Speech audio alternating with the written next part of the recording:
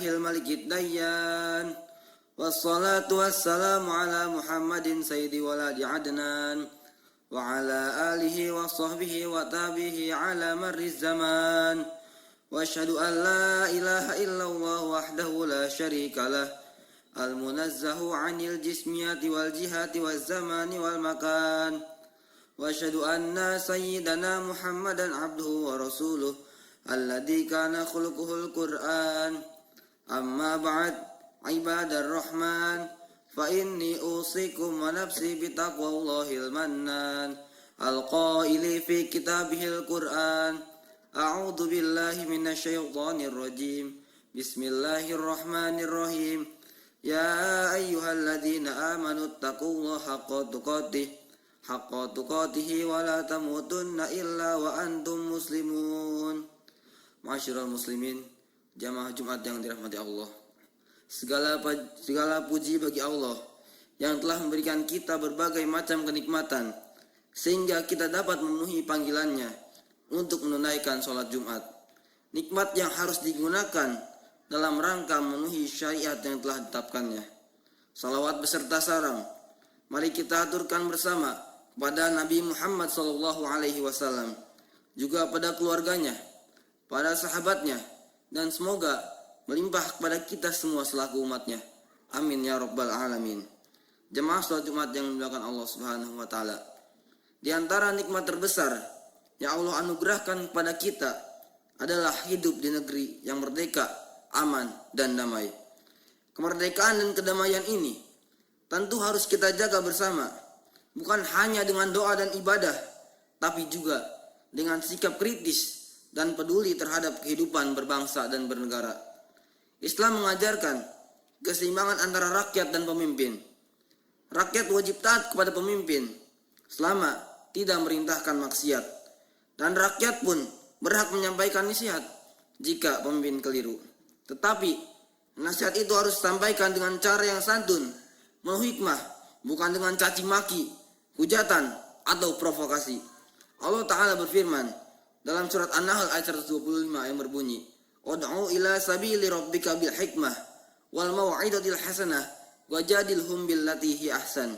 Yang artinya, serulah manusia ke jalan Tuhanmu dengan hikmah dan pengajaran yang baik, serta debatlah mereka dengan cara yang lebih baik. Jemaah salat Jumat yang dimuliakan Allah Subhanahu wa taala.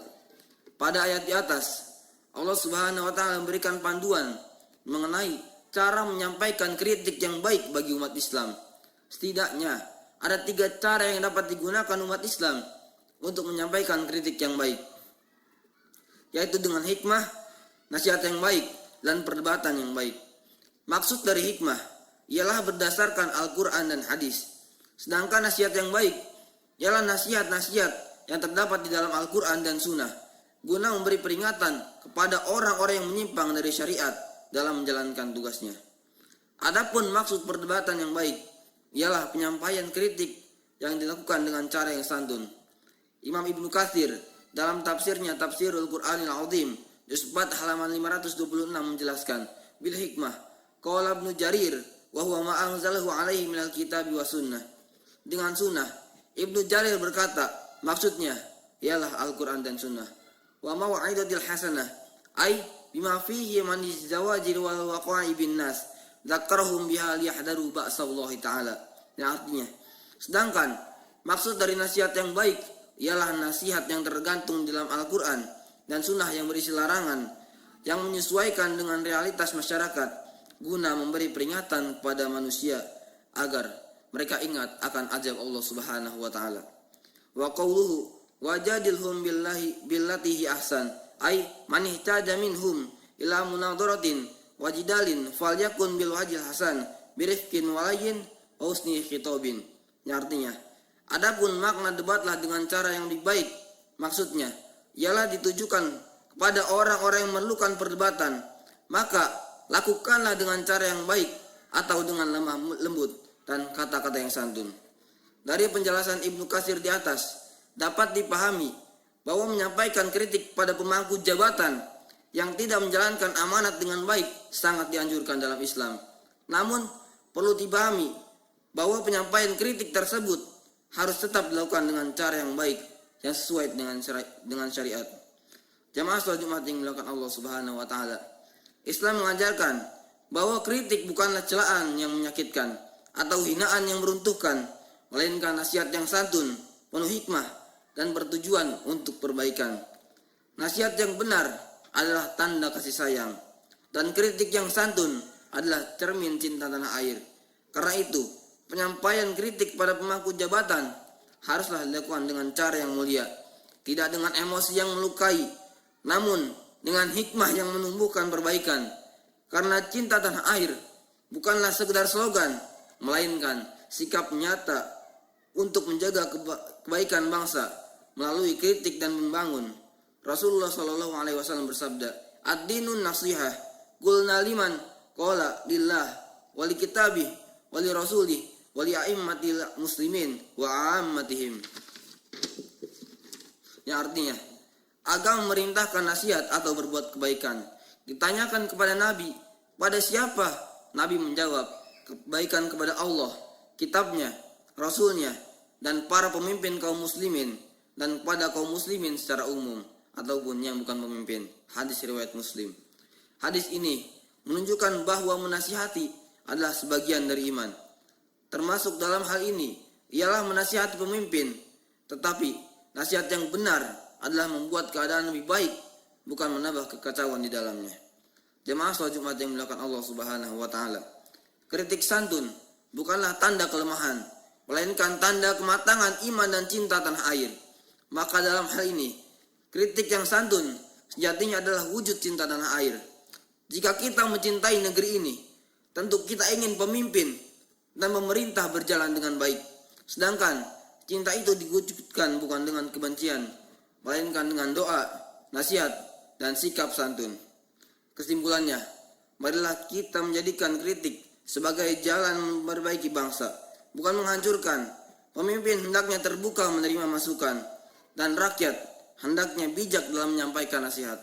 Mari kita berdoa, semoga Allah Subhanahu wa taala berikan hidayah kepada para pemimpin kita agar berlaku adil dan amanah, serta kepada kita semua agar menasihati dengan akhlak yang baik. Barakallahu li wa lakum fil Qur'anil azim wa nafa'ani wa iyyakum bima fihi min ayati wa dzikril hakim wa taqabbalallahu minkum tilawatahu innahu huwas samiul alim. Alhamdulillahi ala ihsanih wa syukru lahu ala taufiqi wa amtinani wa asyhadu an la ilaha illallah wahdahu la syarikalah wa asyhadu anna sayyidana Muhammadan abduhu wa rasuluh ad-da'i ila ridwanih.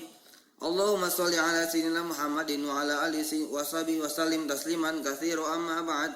Fa ya ayyuhan nas ittaqullaha fi ma amara wa antahu amma naha wa'lamu anna Allah amarakum bi amrin bada fihi bi nafsihi wa thana bi malaikatihi bi qudsih wa qala ta'ala inna Allah wa malaikatahu yusalluna 'alan nabi ya ayyuhalladzina amanu sallu 'alaihi wa sallimu taslima.